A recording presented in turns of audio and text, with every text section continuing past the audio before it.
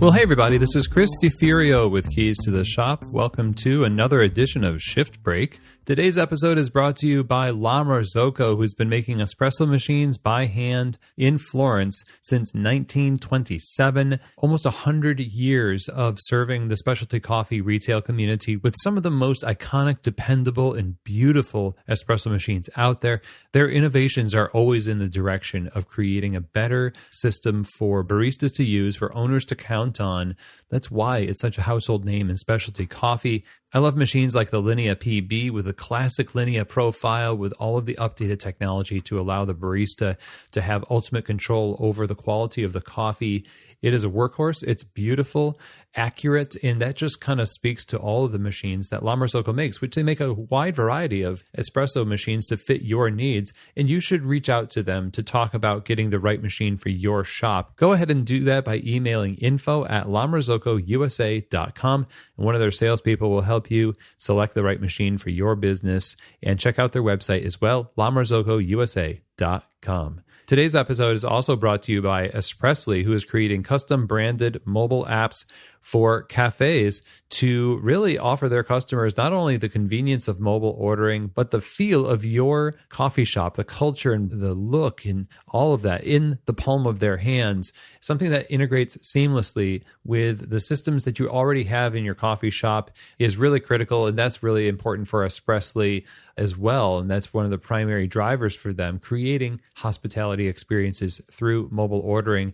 No setup or development fees, integrates fully with Square, even integrates fully with the loyalty program. So accruing points within the app is a breeze. Check them out at espressly.co. That's over at espressly.co. Okay, everyone. Well, today is a subject that I find is really a kind of a scourge in our industry, and that is the nitpicking manager or owner, and a very specific breed of nitpicker, which is the one that does it publicly and does it in a way that embarrasses the barista, embarrasses actually themselves, and they don't even realize it. And this is something that was driven home to me. I was watching a high school basketball game the other night, and I actually don't really follow basketball, or this was a friend who was an announcer. I was at the high school basketball game, and this high school coach was so aggressive in his behavior, not necessarily physically aggressive, but you could hear it all. You could see it in the face and the hand movements. And you know what that engendered in terms of change and making a difference in the behavior of the players in the game? It didn't really amount to much. In fact, I noticed visibly the shoulders slumping, the heads hanging more as a result of that aggressive, angry, diminutive language used. Was it warranted? Maybe the content of the frustration was warranted. Maybe there were things that the players were doing poorly, but the other team, the opposing team, actually their coach was just as loud, but was head up, was definitely directive and gave feedback, but was doing it in a way that was addressing what needed to change, but did so in a way that was with respect to the players themselves. And I didn't quite notice the same kind of response that they had to that kind of coaching. Now, I want to bring this to coffee, and specifically around the idea of on the bar with your employees. A lot of you out there are still working the coffee shop with your staff, and you are watching them do things that is not right. And in that moment, you have the ability to respond in one of a few ways. A lot of the ways that we do things is passive aggressively. We feel a bottled up, sort of like pent up anger that I shouldn't have to say this, and I'm saying it again, and it comes out in a tone that we want to, at the last minute, mix it with a smile, mix it with a little love, like I love you, you're so great, but can you just not do that, please, because I hate it? That kind of a feeling, like I would much rather somebody be angry at me or happy, but angry, happy, nah, not as much. And I'm just as guilty as anybody else in my career of employing such methods because I'm conflicted within my own head about which direction to take. And so I take both of them.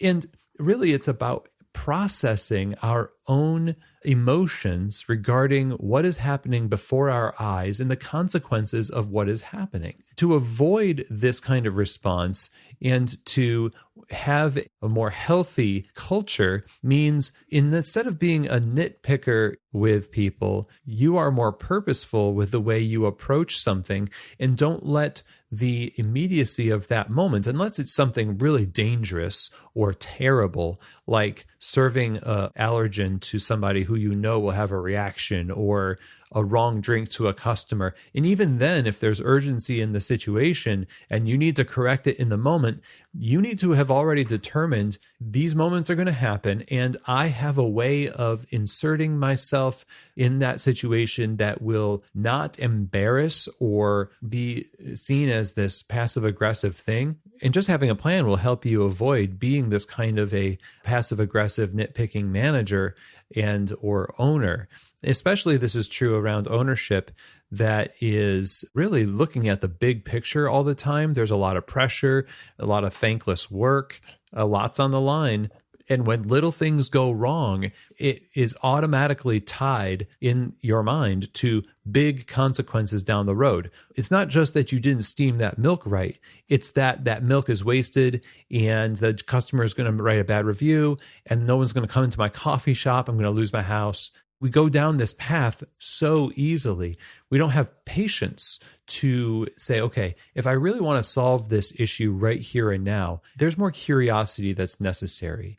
Maybe instead of bringing it up right in the moment to the degree that I want to, I can address it kindly, quickly, and directly, quietly, with respect to the person. And then afterwards, bring it back up in such a controlled and generous and patient way as to be specific to the issue. If it's a milk steaming issue, hey, I wanted to talk about that because we had that drink that almost went out and we fixed it. And I'm glad we fixed it. Let's set up a time. I think we need to go over some milk steaming stuff to help build up some skill in the milk steaming area. Let's look at your schedule and see when we can do that. Now, that's a much better approach than simply yelling at someone on the bar in the moment because you're frustrated because they don't understand what it's like to own a business and it feels like they're wasting all of your stuff and they don't listen. You have to repeat yourself. And so you just can sense this buildup of pressure and tense atmosphere. Customers will write reviews, and I've seen these on Yelp. I read Yelp reviews, by the way. I'm not one of these people that thinks Yelp is worthless. Do I think that it's the end-all be-all? No. Do I think that there are helpful things that people say in Yelp reviews or Google reviews? Oh, yeah, 100%. We'll link in the show notes to a couple of episodes regarding how to respond to negative feedback and how to process what happens on Yelp. But all that to say, I read the reviews. I look at the 1 stars. I look at the 5 stars too. I want to see what people are saying about this to get a big picture. And sometimes I will read things about how the owner is rude. The owner was loudly chastising a barista behind the bar and everyone was kind of embarrassed for this person. And that kind of thing is hard to recover from because then you develop this reputation that precedes you as that kind of a boss. And then it's like, well, I'm not going to apologize. I'm not going to humble myself and apologize because they were wrong and it's my business. Gosh darn it. And how am I supposed to, run a business when you just go down this reasoning path when actually it's okay to say you're sorry? I have to say I'm sorry to my son. He's 10 years old. And I know I've made a purposeful effort to say I'm sorry. I'm 45. He's 10. Which one of us has more wisdom and more intelligence really at this point in life? It's me. Does that mean that I'm perfect? No. And I can't let him think that I'm perfect. I can't let him learn that you've got to cover up your mistakes and your fallibilities. That's not what authority is. That's not a good example.